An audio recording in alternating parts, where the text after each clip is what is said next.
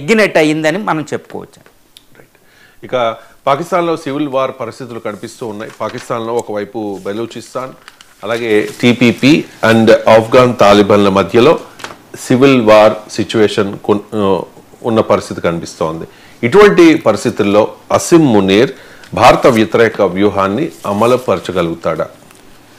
Yes అండి, ఇప్పుడు పాకిస్తాన్ పరిస్థితి చాలా ఘోరమైన పరిస్థితి ఉంది. పాకిస్తాన్ ఎంత దారుణంగా ఉందంటే, ఒక పక్కన టీపీపీ తెహ్రీక్ ఈ తాలిబాన్ పాకిస్తాన్, ఆయన హెడ్ నూర్ వాలీ మెహసూద్, ఆయన ఇప్పుడు అసిమ్ మునీర్ని చంపుతానా అన్నట్టు నార్త్ వెస్టర్న్ ఫ్రాంటియర్ ప్రావిన్స్లో అక్కడ భక్తునికి ఒక ఐడెంటిటీ ఉండాలి. అక్కడ ఇస్లామిక్ చట్టాల ప్రకారం ఇప్పుడు తాలిబాన్ ప్రభుత్వం లాంటి స్టైల్లో అక్కడ ప్రభుత్వం రావాలి. ఆర్మీ కాంట్రాక్టర్లు వీళ్ళు ప్రభుత్వంలో ఇన్వాల్వ్ అవ్వకూడదని అసిమ్ మునీర్ మీద, ఆర్మీ మీద చాలా తీవ్రమైన అటాకులు చేస్తుంటే అక్కడ సుమారు 600 అటాకులు చేయడం జరిగింది. 300 మంది దాకా చనిపోవడం జరిగింది నార్త్ వెస్టర్న్ ఫ్రాంటియర్ ప్రావిన్స్లో. దాన్ని తెహ్రీక్ ఈ తాలిబాన్ పాకిస్తాన్. ఆయన హెడ్ చాలా ప్రమాదకారి. ఆయన ఎవరంటే నూర్ వాలీ మెహసూద్. ఈయన చంపడానికే ఆఫ్ఘనిస్తాన్ మీద ఎయిర్ స్ట్రైక్ కూడా చేయడం జరిగింది. అసిమ్ మునీర్ ద్వారా పాకిస్తాన్ ఆర్మీ చేయడం జరిగింది, అదేవిధంగా ఎయిర్ ఫోర్స్ చేయడం జరిగింది. టీపీపీ ఒక పక్కన ఉంది. ఇక రెండో పక్కన ఏంటంటే తాలిబాన్. ఇప్పుడు 2600 కిలోమీటర్ల పొడవున్న పాకిస్తాన్ బోర్డర్ని పంచుకుంటున్న జురాన్ లైన్ అనే పేరు గల ఈ జురాన్ లైన్ వెంబడి అటువైపు ఆఫ్ఘనిస్తాన్ ప్రభుత్వం ప్రస్తుతం తాలిబాన్ని అటాక్ చేస్తుంది. ఇప్పుడు పాకిస్తాన్ ఆఫ్ఘనిస్తాన్ల మధ్య ఒక యుద్ధ వాతావరణం ఉంది. ఎంతటా యుద్ధాన్ని సల్లార్చని ఎవరి తరం కాదు.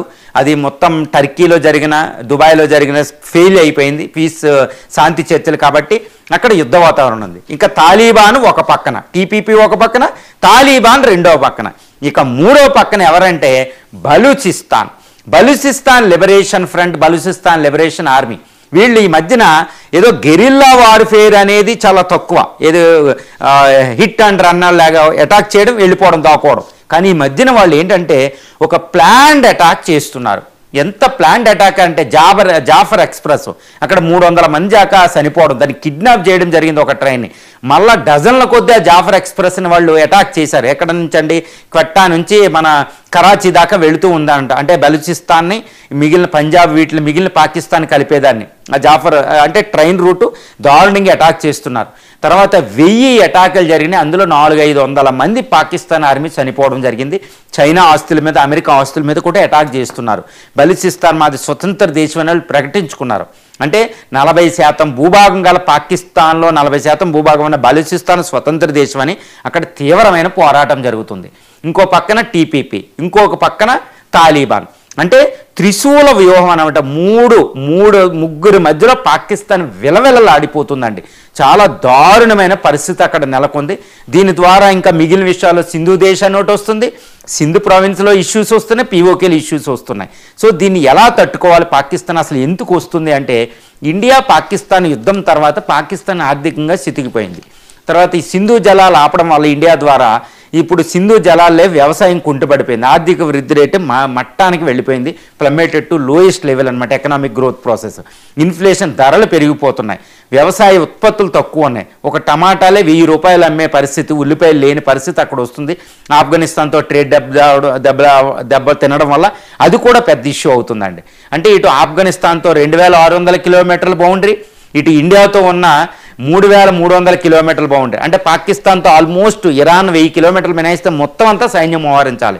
దీంతో పాటు ఇంటర్నల్గా పెద్ద ఇష్యూస్, అంటే పాకిస్తాన్లో ఒక సివిల్ వార్ సిచ్యువేషన్. దీనితో పాటు ఇంకొక పెద్ద ఇష్యూ వచ్చింది. అదేంటి?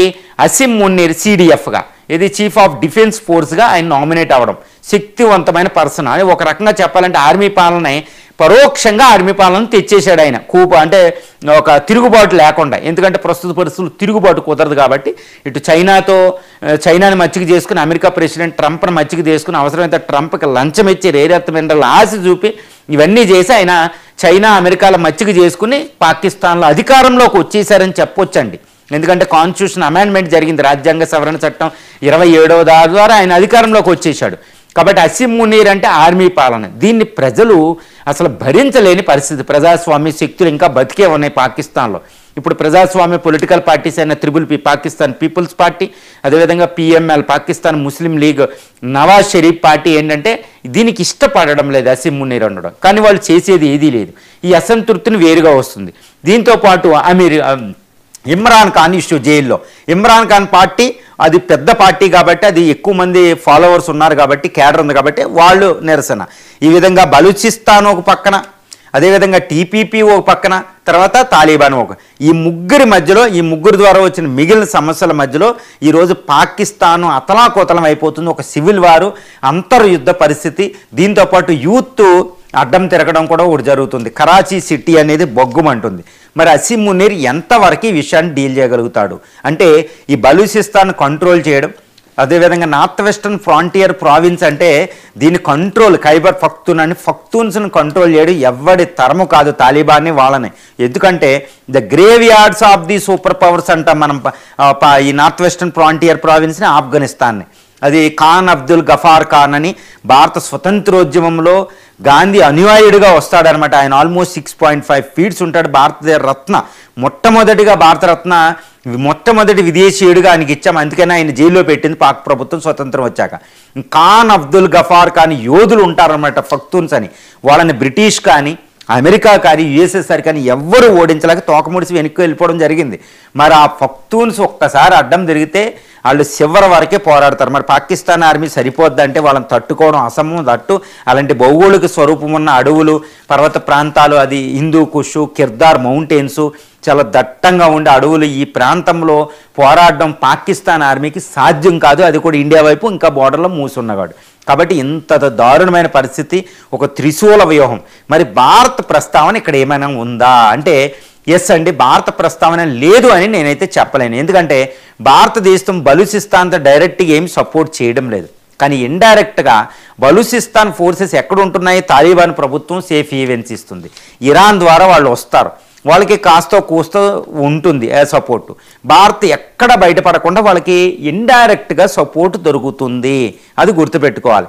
2, తాలిబాన్ భారతదేశం మధ్యలో అద్భుతమైన సంబంధాలు వచ్చినాయి. ఈ మధ్యన గ్వడార్ పోర్టుని మూసేయడం వల్ల, కరాచీ పోర్టుని మూసేయడం వల్ల ఇండియా ఆఫ్ఘనిస్తాన్ మధ్య డైరెక్ట్ ఫ్లైట్ కార్గో ట్రేడ్ అనేది మొదలైంది.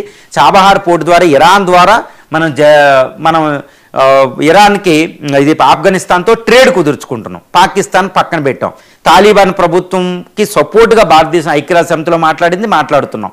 ఆయన ఫారిన్ మినిస్టరు, ట్రేడ్ మినిస్టర్ ఇక్కడికి రావడం జరిగింది. సో ఆఫ్ఘనిస్తాన్కి మనం తాలిబాన్ ప్రభుత్వానికి పూర్తి మోరల్ సపోర్ట్ ఇస్తున్నాం. రష్యా ద్వారా కూడా ఇప్పిస్తున్నాం, రష్యా కూడా ఇస్తుంది. అంటే ఏంటి, ఇండియా ప్రస్తావన ఇక్కడ ఉంది. ఇటు తాలిబాన్ ప్రభుత్వం మన అండ చూసుకునే పాకిస్తాన్ మీద వ్యతిరేకంగా వెళ్తుంది, దాని న్యాయం కోసం పోరాడుతుంది. తాలిబాన్లు చూసుకునే టీపీపీ పఖ్తూన్స్ అంటే ఇస్లామిక్ అఫినిటీ కంటే ఎక్కువ ఉన్న పఖ్తూన్స్ తాలిబాన్ మోడల్లో వాళ్ళు పోరాడుతున్నారు. బలూచిస్తాన్ మనల్ని అడుగుతుంది. అంటే ఇండియా ఉంది, ఇండియా ప్రత్యేకంగా ఉంది. ఎందుకు ఇండియా ఉంది, పాకిస్తాన్ని అతలాకుతలం ఎందుకు చేయడానికి దిగుతుందంటే, పాకిస్తాన్ ఎంతసేపు బంగ్లాదేశ్, చైనా ద్వారా లేదా అమెరికా ద్వారా భారత్ని విచ్ఛిన్నం చేయడానికి ప్రయత్నం చేస్తుంది. ఇప్పుడు ఇండియా ముఖ్యంగా మోడీ, అజిత్ దోవాల్ ఆధ్వర్యంలో మోడీ ప్రభుత్వం చేసేది ఏంటంటే, శత్రువు తనకు తానే కొట్టుకుని అక్కడే ఉండడం. భారత వైపు చూసే టైము ఆయన ఇవ్వకూడదు పాకిస్తాన్కి అనేది ఇక్కడ నిత్యమైంది. అందుకే సింధు ప్రావిన్స్ కోసం మాట్లాడతారు, బలూచిస్తాన్ మాట్లాడతారు, హ్యూమన్ రైట్స్ కోసం మాట్లాడతారు, ఆఫ్ఘన్కి సపోర్టు. సో ఈ విధంగా ఇప్పుడు పాకిస్తాన్ తన ప్రాబ్లమ్స్తోనే తాను కొట్టుకుంటుంది. కాబట్టి అసీం మునీర్ ఇప్పుడు ఏదో భారత వ్యతిరేకతతో వచ్చాడు, కానీ పాకిస్తాన్ పరిస్థితి చక్కదానికే సరిపోవడం. అందుకే ఆయనకు హార్ట్ అటాక్ వచ్చిందనే పెద్ద న్యూస్ కూడా చక్కర్లు కొడుతుంది. ఆయన రావిల్పిండిలో మిలిటరీ హాస్పిటల్లో జాయిన్ అయినట్టు కూడా తెలుస్తుంది. ఎందుకంటే తీవ్రమైన ఒత్తిడిలో ఉండిపోయాడు. ఎందుకంటే ఆయన ఆర్మీలోనే ఎవరు చంపుతారో తెలియదు, ప్రాణ రక్షణ కూడా లేని పరిస్థితి అక్కడ పాకిస్తాన్లో ఉంది. కాబట్టి ఇప్పుడు ఈ పరిస్థితుల నుంచి, అంటే పాకిస్తాన్లో నెలకొన్న అంతర్గత పరిస్థితులు, ఇంటర్నల్ సిచ్యువేషన్, కోటిక్ కండిషన్ నుంచి బయటపడడమే పాకిస్తాన్ కుదరదు. ఇంక ఇండియా మీద ఎక్కడ దృష్టి పెడుతుంది. అందుకనే చాలా జాగ్రత్తగా ఇండియా పెట్టిన ఒక వ్యూహం అనుకోవచ్చు. ఈ వ్యూహంలో అసలు పాకిస్తాన్ బయటకు రావడం కాదండి, పాకిస్తాన్ అస్తిత్వం ఏముండదు, పాకిస్తాన్ విడిపోవడం కూడా మనం చూడబోతున్నాం అనేది మనం ఇక్కడ చెప్పొచ్చండి.